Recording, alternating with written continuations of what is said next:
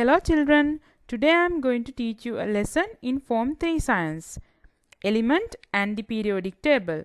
So you will learn this lesson under first term from page number 35 to 41. Learning objectives of this lesson. As very first, you will learn about the meaning of atom. As well as you will get to understand that elements are made of atoms also. And you will get aware about the first 20 elements in the periodic table and their usages. Okay, let's learn what this atom means. Atoms. What atoms means actually? Do you have any idea? Okay, just imagine if someone asked from you about smallest and the simplest particle on the earth. So what will be your answer? Yes, your answer should be the atom. So we can simply define atoms are the tiny particles which cannot be seen even under light microscope.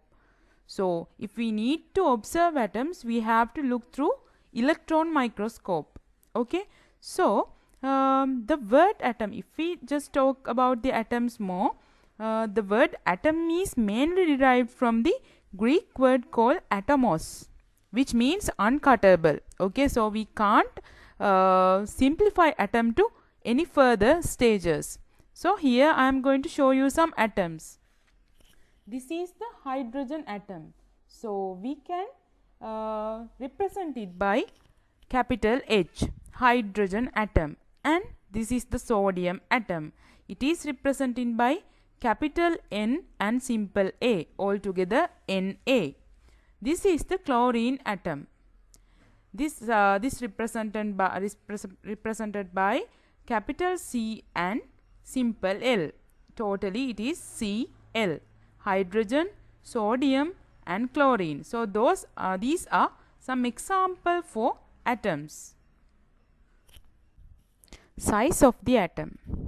As we cannot see and touch atoms, we have to gain a rough understanding about its magnitude by comparing atoms by the things that we know or experience so far, right?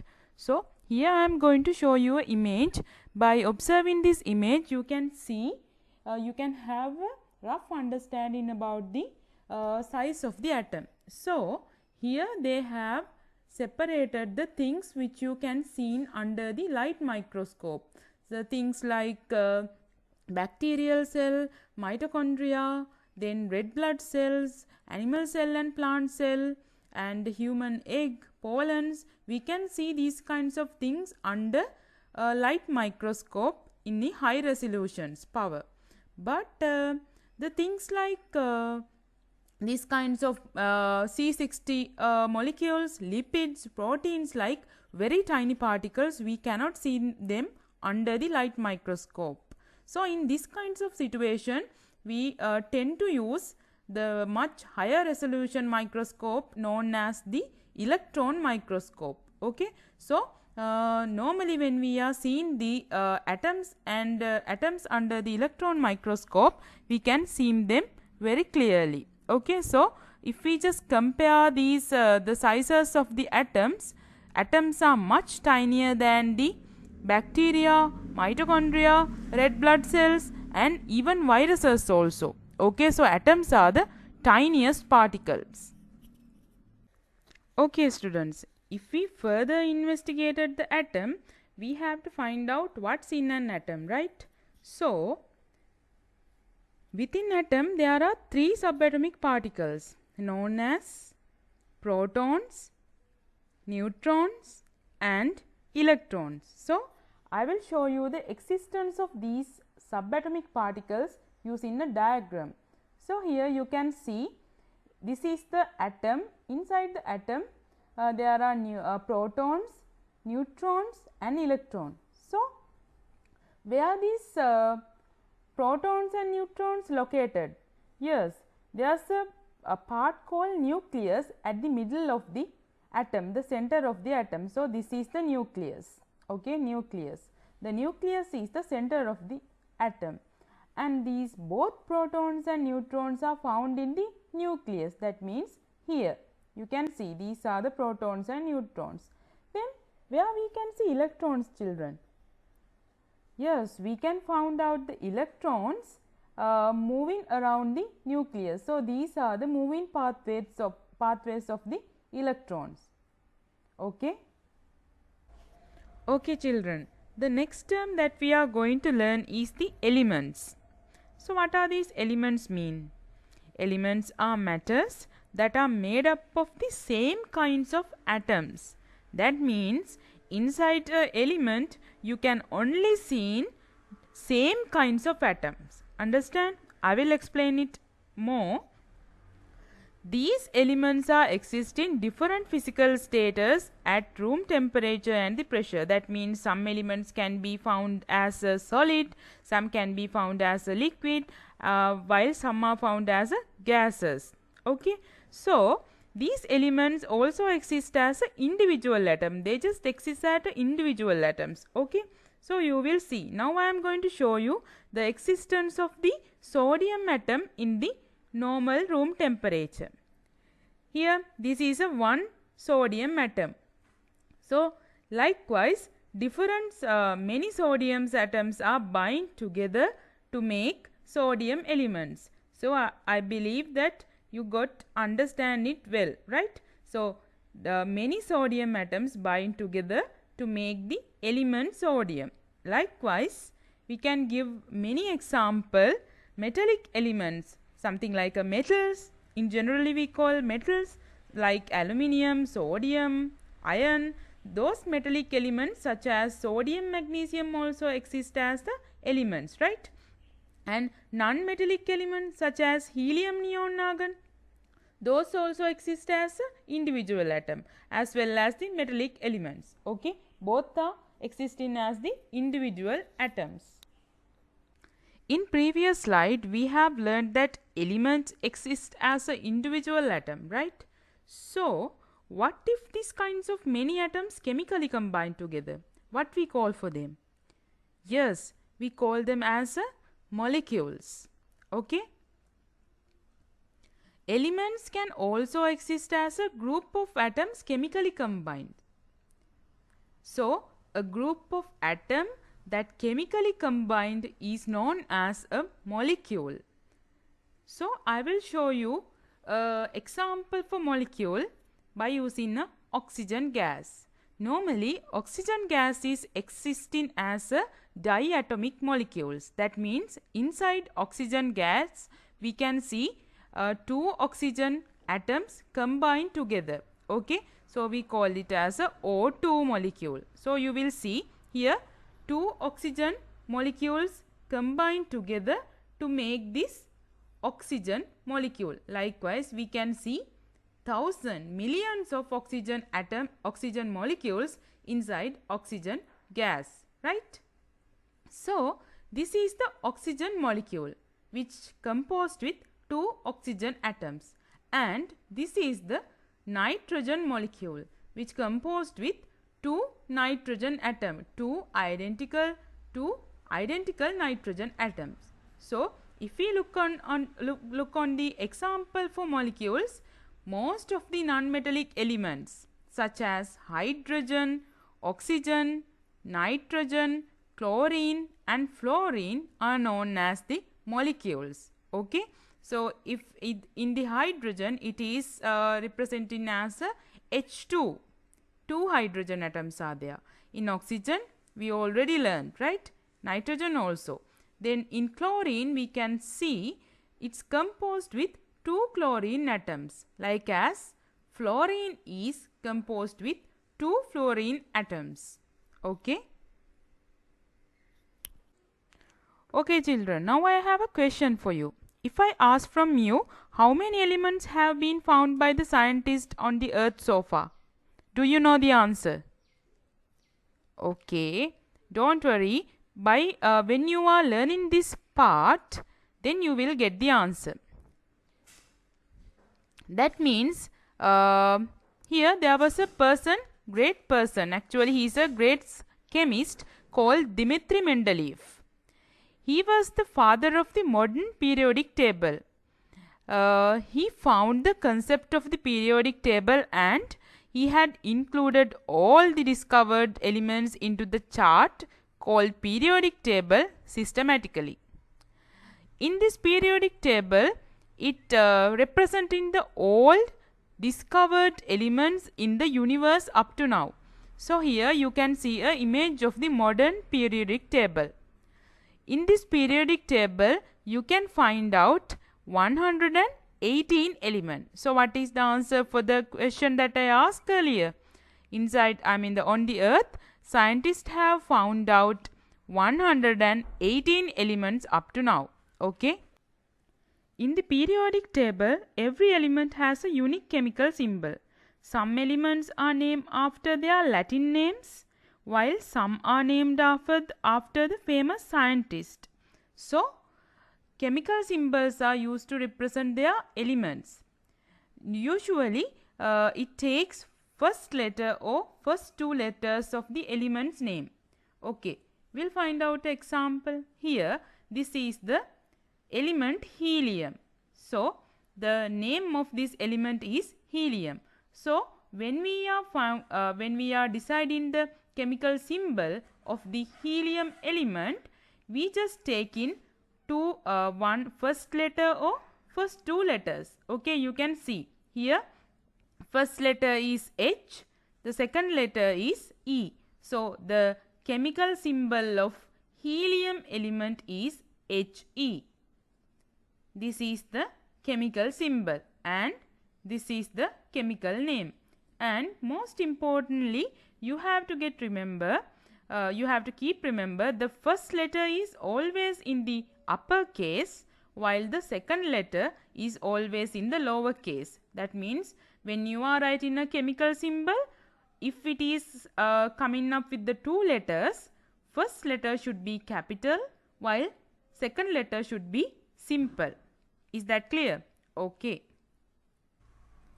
In this chapter, you will be focused on the first 20 elements in the periodic table. That means for your syllabus, it will be enough to learn up to first 20 elements. So, I will show you an image of periodic table that you need to learn. So, here having 20 elements 1, 2, 3, 4, 5, 6, 7, 8 like as. Okay, so first is starting from element hydrogen. So what is the chemical symbol of the hydrogen? Capital H.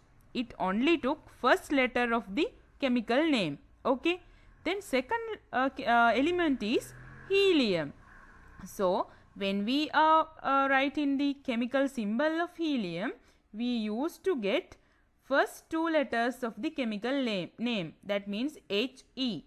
We have learned that the first letter always need to be capital. So, the chemical symbol of the helium is capital H, simple E. Then, third element is lithium, which is known as capital L, simple I. Lithium, Li is taken from its chemical name. Beryllium, fourth one is the beryllium. That means capital B, simple E is the beryllium, the chemical symbol for beryllium. The fifth one is boron. Boron means the fifth letter. The chemical symbol of the boron is capital B. The sixth one is carbon. It is a basic building unit of our earth, right? So, carbon, the chemical symbol of the carbon is capital C. Seventh one is the nitrogen. The chemical symbol is capital N. Eighth one is oxygen, the basic component of air that we breathe in, oxygen. Okay, so the chemical symbol of the oxygen is capital O. The ninth one is fluorine. The chemical symbol of the fluorine is capital F. The 10th element of the periodic table is neon. What is that? Neon. The chemical symbol of neon is capital N, simple E. The 11th one is sodium. Its symbol is written as capital N, simple A. Actually, this symbol is not coming from its chemical name, it is originated from its Latin name. Okay, the sodium is coming, the chemical symbol of sodium is coming from its Latin name. So, however, it is chemical symbol written as capital N, simple A. The 12th one is magnesium.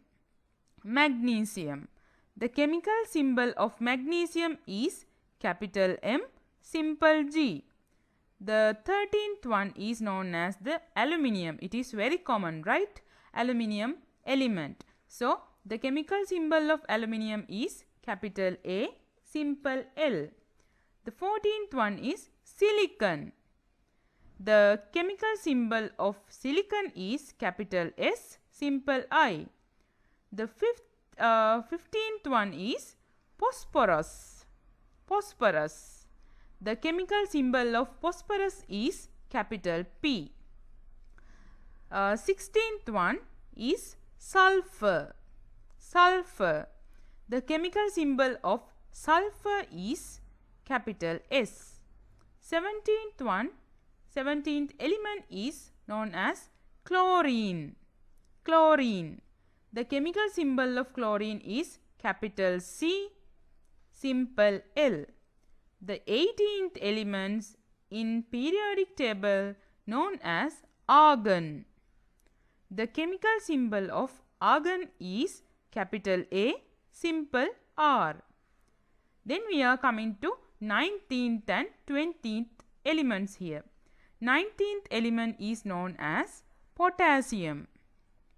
The chemical symbol of potassium is capital K. It also coming with the Latin origin. Then 20th element of the periodic table is known as calcium. The chemical symbol for calcium is written as capital C, simple A. So, I believe it is very important to know the pronunciation and symbols of each element. So, you can write these elements and their names in a piece of paper to practice it. Okay? Okay, students. Now we are going to find out the learned elements and their usages. Okay, I will start from the hydrogen. So, hydrogen, you can see hydrogen is the most common and lightest elements in the space. So, its power drives rockets in the form of liquid fuel. So, hydrogen is known as a fuel for rockets. Okay. Then we are coming to the second element, helium. Helium is the second lightest element. It is lighter than air, which makes air balloons and airships float. We know when in the birthday parties also, sometime when we need to fill balloons, we just fill in them with the helium, right? Then the third element is lithium. Lithium is the lightest of the metal element and it is used in the lithium batteries for smartphones, PCs and electric cars. The next element that we are going to learn is beryllium. As you can see here, it is elements with some shine and glittery. Beryllium is found as a component in emerald and aquamarine gemstone. It is light but strong and it used in space telescopes. So those are the usages of the beryllium. Then the next element is boron. Boron is known for its use in boric acid insecticides. That means it basically useful for make insecticide. What are the insecticides that are harmful for insects, right? Sometimes we need to get rid from the insects, so we can use these kinds of insecticides. And it is used as a material in space shuttles. And also glass containing boron is used for heat resistant container. Just imagine that when you needed to heat something by keeping it inside the oven, so what you have to do? You have to use the heat resistant containers, right? So these heat resistant containers are made with boron. Then the next element is carbon. It is very common, and carbon is the basic material of the living things and also found in pencil cores and the diamonds.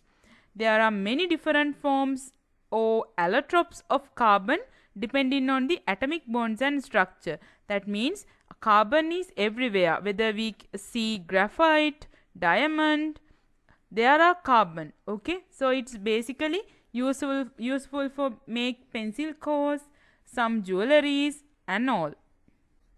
The next element is nitrogen.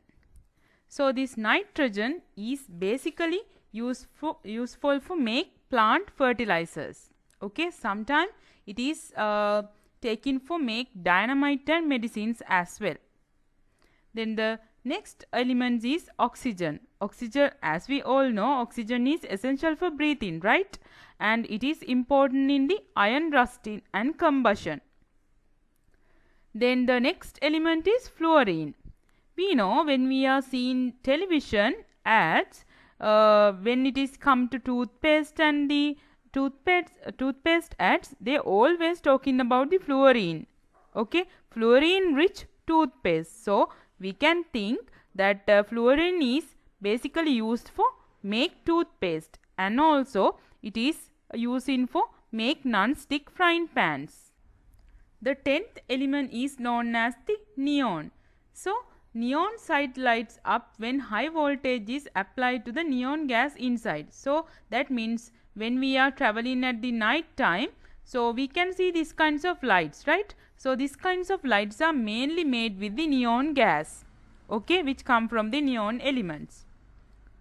Then our next element is sodium. We know sodium is well known as the component of the stable salts. So we know that sodium is used for make table salts. And the next element is magnesium. Magnesium is oftenly used as a fertilizer, and sometimes it is useful for make different parts of the motorcycle and different devices likewise. The next element is aluminium. So aluminium is basically used to make foils, and aluminium is the one of the material that modern society is built on, right? Used in coins and drink cans, and to construction material, and to make some airplanes likewise. Then the next element is phosphorus. So how at which kinds of situation we are using phosphorus? Phosphorus is used to coat the stricken surfaces of the sides of the matchboxes. Okay, so phosphorus is found in sometimes DNA and bonds. So here you can see, I will show you these are the stricken sides. So these phosphorus are usually used to make these stricken sides of the matchboxes. Then silicon. Why silicon is used to make a waterproof sealant around the windows. Okay, so that is the basic function of the silicon, basic usage of the silicon. The next element is sulfur. In which kind of situation we are using sulfur? Yes, sulfur is used to treat rubber to make it more durable. That means as a compound, when we add in sulfur to the rubber, that means rubber tires and all, they will become more durable. Okay, so the next element is chlorine. We all know that chlorine is found in range of familiar everyday substances, from water disinfectants, mold remover and some bleaching agent. Okay, so basically chlorine is used to disinfect the water in swimming pools. Okay, then the element argon. We know argon is the third most common element in the air. It is basically used in light bulbs as they allow the filament to last longer. Okay, so here I have included some extra things about the each and every metals. You can read all for lighten up your knowledge. Okay students, now we are came to the last two elements. So first element here is potassium. Potassium is basically can found in soap and detergents. Okay, and potassium is a mineral that is essential to human nerves and muscles. Okay, then the calcium. Calcium is present in the limestone. We use limestone as a building material, and we know that calcium, where we can find calcium? We can find calcium in bones, right? So those are the usage and the existence of the different elements.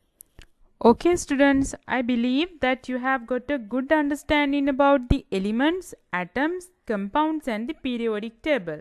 So now we are in the summary. So in this lesson you have learned that atom as the simplest particles of the earth, as well as you have identified the differences between the elements and molecules, and you have learned that periodic table is a systematic table which included all discovered element on the earth so far, and you have learned each element has its unique chemical name and their chemical symbol. Also, each elements are useful in different fields and making different devices. Okay. So here I have included some exercises and reference link in order to polish your knowledge about the atoms, elements, compound and the periodic table.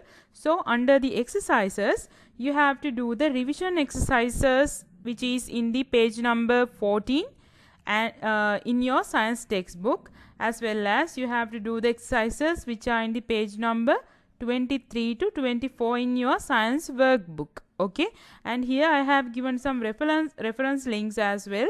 Just refer these links to know more about the atoms, compounds and the periodic table. Okay, thank you for listening then. Goodbye and stay safe.